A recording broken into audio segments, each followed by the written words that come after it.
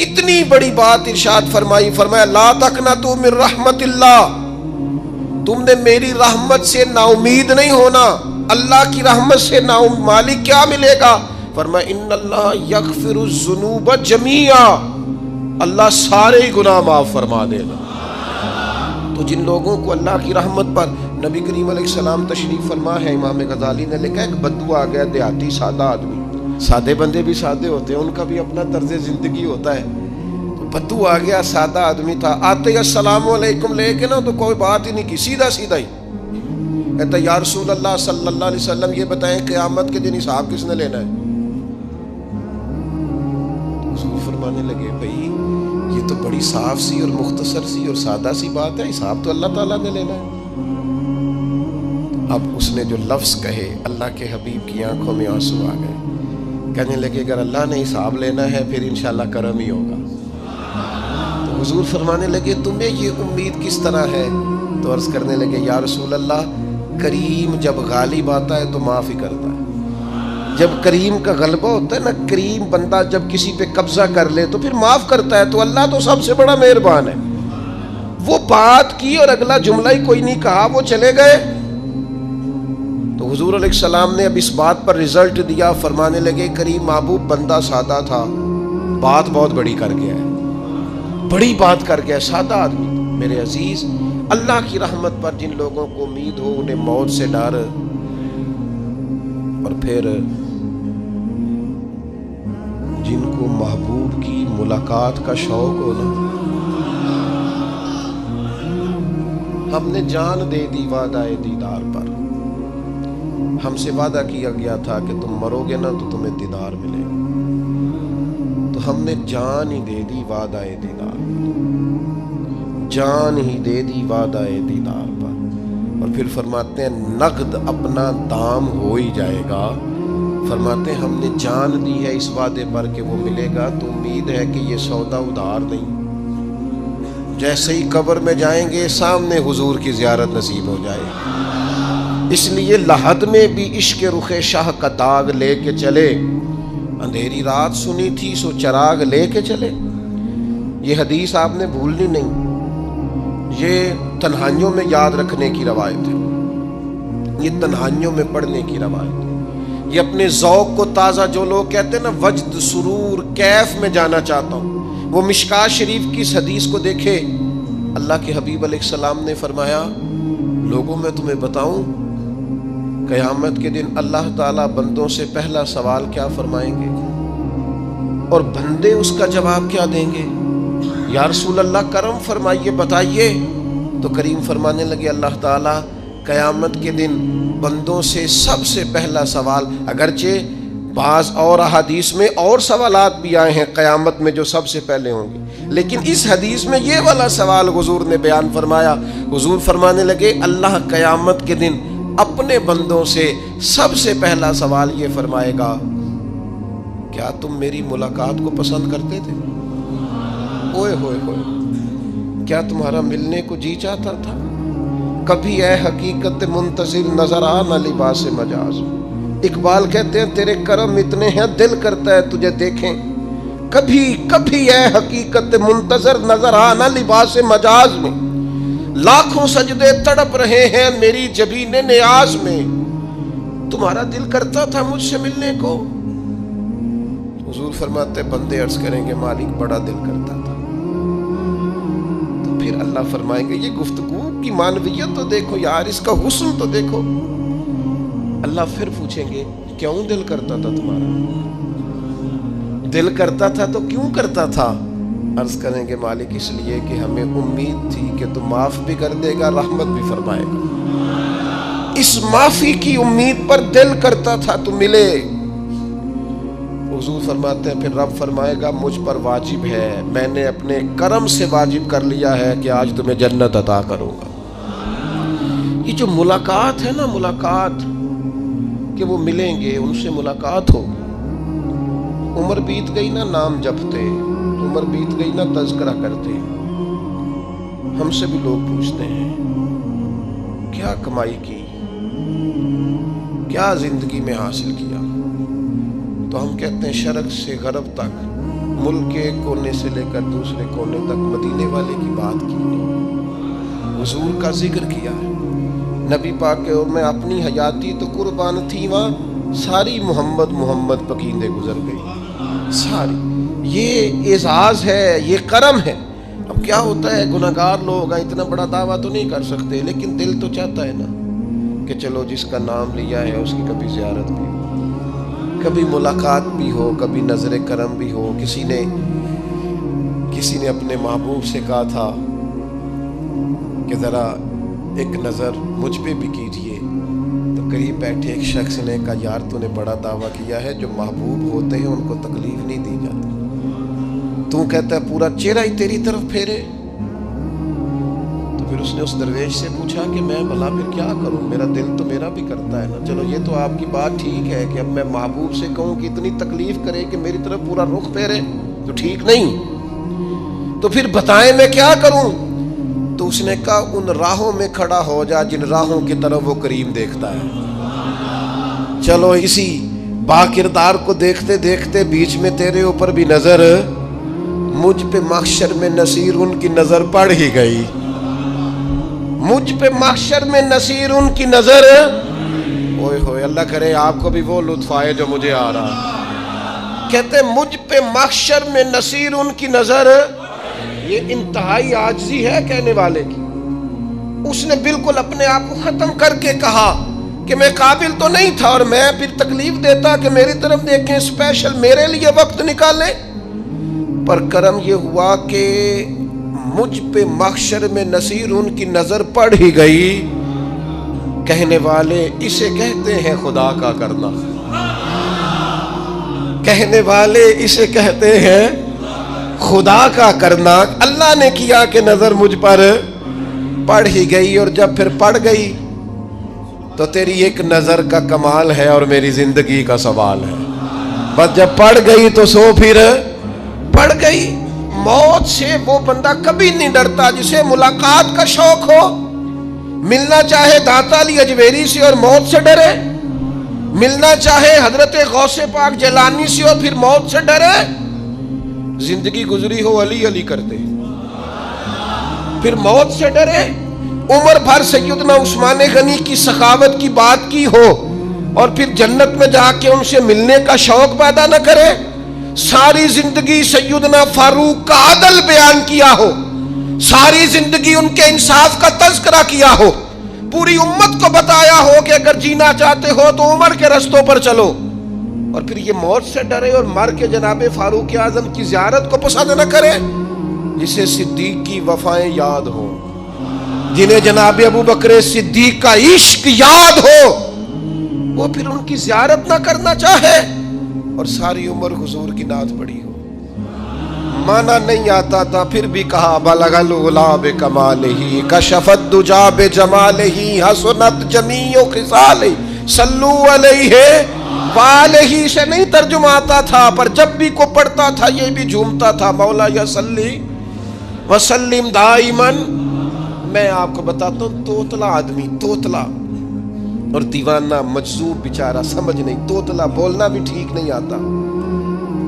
مجھے نماز کا سلام پھرا تو وہ جلدی آ گئے، وہ ایک مجذوب آدمی تھے، سادے تھے، تو سلام لی تو کہنے لگے میں گل کرنی سی، تو میں نے ان سے کہا کہ تھوڑی دیر کے بعد ملتے ہیں۔ سادہ آدمی ہے، اللہ مجھے معاف کرے، میں کوئی نقل تو نہیں ان کی اتار سکتا، اس زبان کو ہم توتلی نہیں کہتے، ہم اس زبان کو بلالی زبان کہتے ہیں۔ یہ بڑی خوبصورت زبان ہوتی ہے، یہ جو توتلے لب و لہجے ہوتے ہیں نا، وہ جب بچہ پوری طور پہ اماں نہیں کہہ سکتا، توتلا ہوتا ہے تو کوئی مزہ آتا ہے اماں کو اماں کہلوانے میں۔ جب وہ پوری طور پر باپ کو بابا نہیں کہہ سکتا اور توتلا ہوتا ہے تو کوئی مزہ آتا ہے کہنے میں۔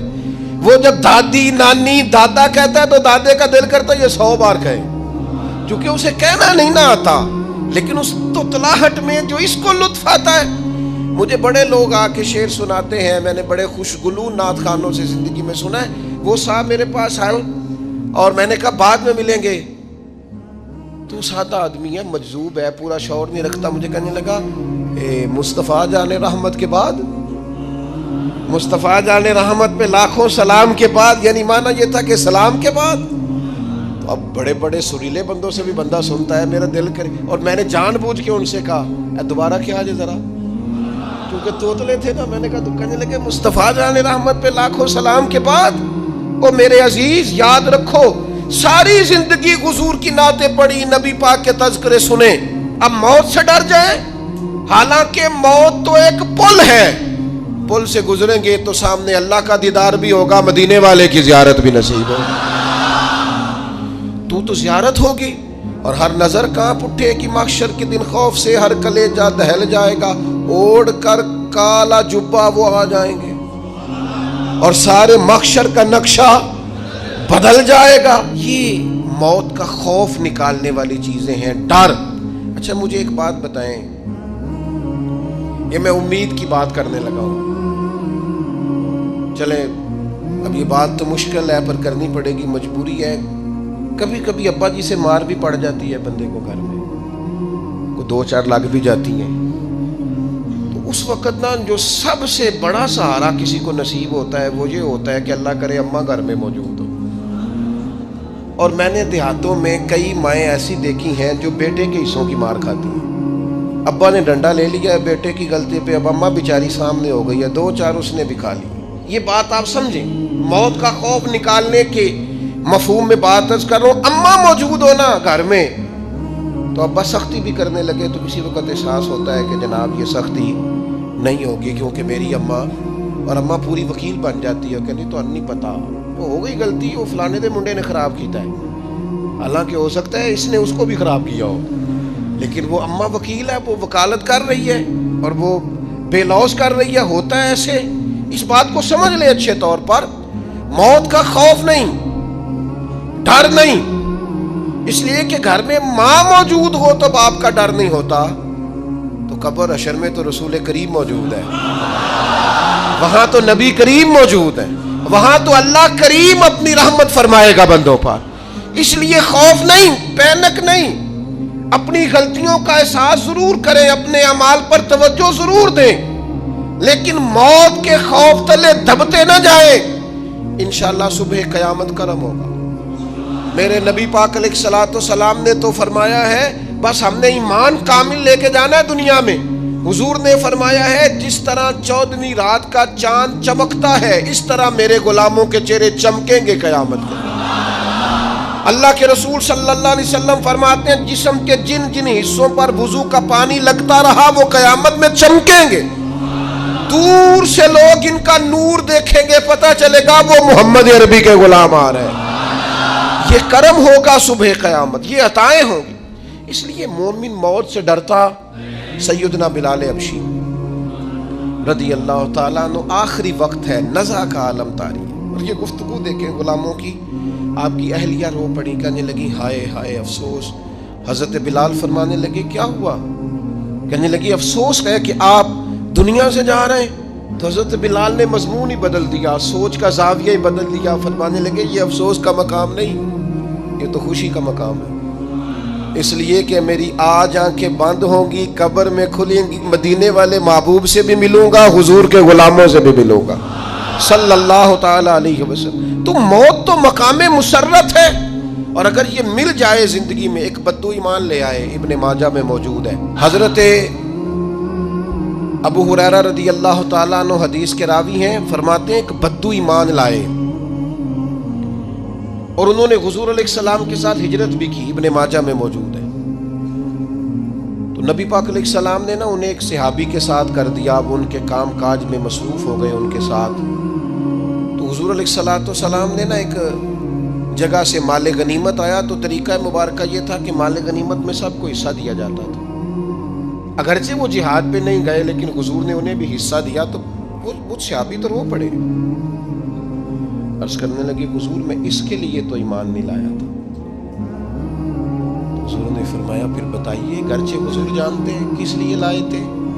عرض کی حضور میں تو اس لیے ایمان لایا تھا کہ میں رب کی راہ میں لڑوں گا اور میں اپنی جان پیش کروں گا. میں شہادت کے لیے ایمان لایا تھا، مجھے یہ مال دولت نہیں چاہیے.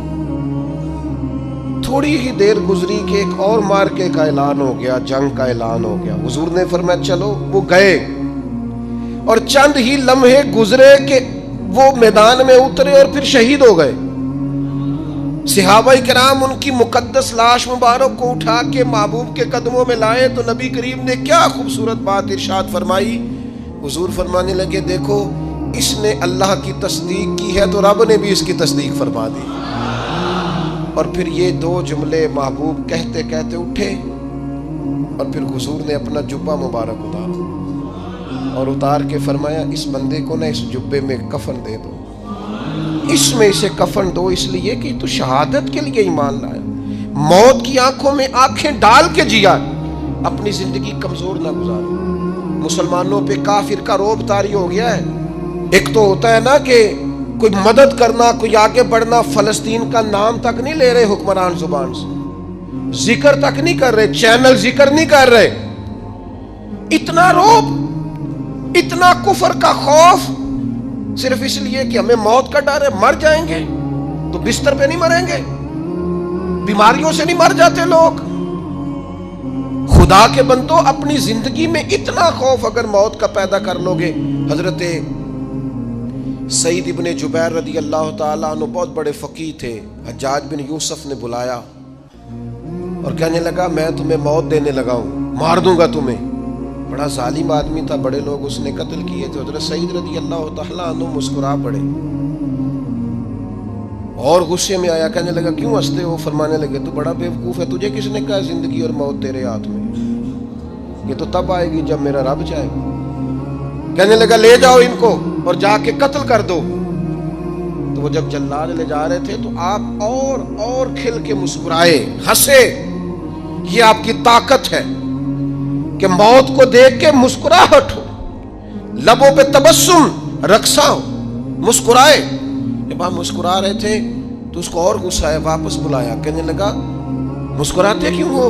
فرمانے لگے تیری جرت پہ مسکرا رہا ہوں اور اس بات پہ مسکرا رہا ہوں کہ رب کتنا بے نیاز ہے, تیرے جیسے لوگوں کو بھی مہلت دے رکھی ہے. کتنا بے نیاز ہے, تیرے جیسے لوگوں کو مہلت. اور غصے, کہنے لگا میرے سامنے قتل کرو. حضرت سعید ابن جبیر رضی اللہ تعالیٰ عنہ نے منہ کعبے کی طرف کر کے پڑھنا شروع کیا, انی وجہت وجہی للذی فطر السماوات والارض حنیفا وما انا من المشرکین. آپ یہ پڑھ رہے تھے تو کہنے لگا اس کا منہ کعبے سے پھیر دو.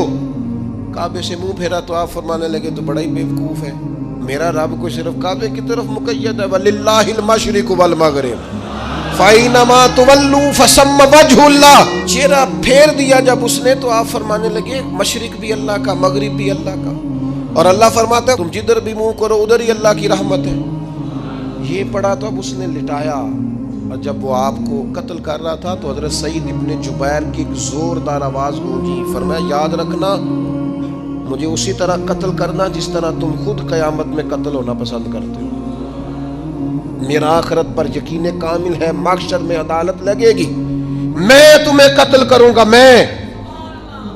حضرت سعید ابن جبیر کی وہ جرت تھی کہ دربار سارا لرز گیا حجاج کا.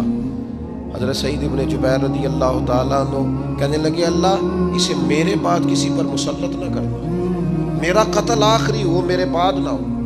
ڈر گئے لوگ, سہم گئے. اور وہ جو جلاد آپ کو قتل کر رہا تھا اس کے بھی ہاتھ کانپ رہے تھے. اتنی جرت, موت کا ایک منٹ کے لیے خوف نہیں.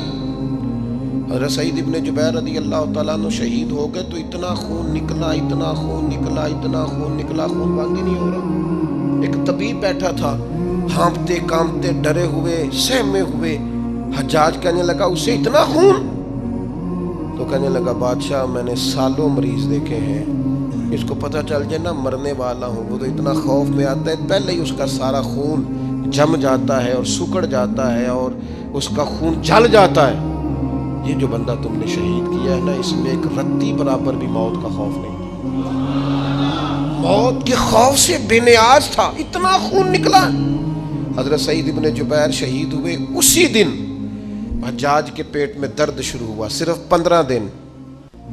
حجاج بعد میں زندہ رہا 15 دن اور ساری رات تڑپتا تھا, کہتا تھا مجھے خواب میں آ کے پیروں سے گھسیٹتے. حضرت سعید ابن جبیر چلاتا تڑپتا 15 دنوں کے اندر. طبیبوں نے کہا تیرا جو مرض ہے یہ کوئی آسمانی عذاب ہے. میرے عزیز موت سے ڈرے نہیں بلکہ جو ظالم ہو ان کو ڈرا دیں, یہ مومن کی شان ہے. اپنی زندگی کے اندر سے موت کا خوف نکال دیں، تاکہ زندگی کے جو دن ہیں وہ جیے تو جا سکیں، وہ انسان مضبوطی سے وقت سے گزار سکے۔ حضرت علی شیر خدا رضی اللہ تعالیٰ عنہ نا وہ جیکٹ نہیں پہنتے تھے جنگی، جو کمر پہ پیچھے لوگ پہنتے تھے نا، تلوار کوئی مارے تو زخم نہ ہو۔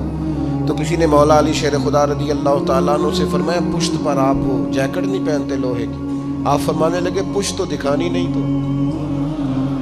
تو کہنے لگے موت سے ڈر نہیں آتا؟ فرمایا بالکل بھی نہیں، اور فرمایا مجھے بالکل ڈر نہیں آتا کہ میں موت پر آ گروں یا موت میرے اوپر جا گرے۔ ہم تو شہادت حضرت خالد بن ولید رضی اللہ تعالیٰ عنہ ایک دن نوجوانوں کو خطاب کرتے کرتے کہنے لگے موت سے کبھی نہ ڈرنا، میں نے ساری زندگی جنگوں میں گزاری ہے، میرے وجود پر ایک ذرہ بھی جسم کا حصہ ایسا نہیں جس پر زخم نہ ہو۔ اور جو کہتے کہتے رو پڑے، فرمانے لگے یہ بات کرتے کرتے رو پڑے، فرمانے لگے دیکھ لو زندگی ساری میدانوں میں گزاری ہے، لیکن شہادت اللہ تعالیٰ نے میرے لیے وہاں نہیں لکھی تھی، یہاں اللہ تعالیٰ نے اپنی رحمت کے لیے موت میرے لیے لکھی تھی۔ تو یہ تو اللہ کا کرم ہے۔ قریب ایک بزرگ صحابی اور بیٹھے تھے، فرمانے لگے آپ کی نیت شہادت کی تھی، انشاءاللہ آپ قیامت میں شہیدوں میں ہی کھڑے کیے جائیں گے۔ تو میرے عزیز خوف نہیں موت کا۔ آخر میں 2-3 گزارشات عرض کرنی ہے۔ ایک تو میری آپ سے گزارش ہے، جنہوں نے ابھی تک قرآن مجید کی تلاوت شروع نہیں کی، وہ ابھی سے آج سے 10 منٹ ٹائم ہو تو مسجد میں بیٹھ کے ایک رکوع پڑھ کے جائیں، قرآن مجید نہیں چھوڑنا۔ رمضان کا تعارف یہ ہے کہ شہر رمضان الذی انزل فیہ القرآن، تو قرآن مجید سے دلچسپی۔ دوسری میری گزارش ہے راشن بانٹنے والوں سے بھی کہ مہربانی کریں لائنوں میں لگانا چھوڑ دیں، اور لینے والوں سے بھی میری عرض ہے کہ اللہ تعالیٰ سارا سال عطا کرتا ہے، 3-4 ہزار کے لیے کیوں اپنے آپ کو آپ تکلیف میں ڈالتے ہیں؟ سارا سال اللہ دیتا ہے۔ اور پھر میری آپ سے یہ بھی اپیل ہوگی کہ طبیعتوں میں حلم پیدا کریں، بردباری پیدا کریں، یہ بڑی ضروری چیز ہے۔ مثبت سوچیں لائیں، روزہ ہماری تربیت کرتا ہے۔ اور پھر آپ سے یہ بھی اپیل کروں گا رمضان شریف کی مقدس گھڑیوں میں صرف اپنے لیے نہیں سوچے، امت کے لیے سوچیں، بالخصوص فلسطین کے مسلمانوں کے لیے کم از کم دعا مومن کا ہتھیار ہے، وہ تو جم کے کریں اللہ کے حضور۔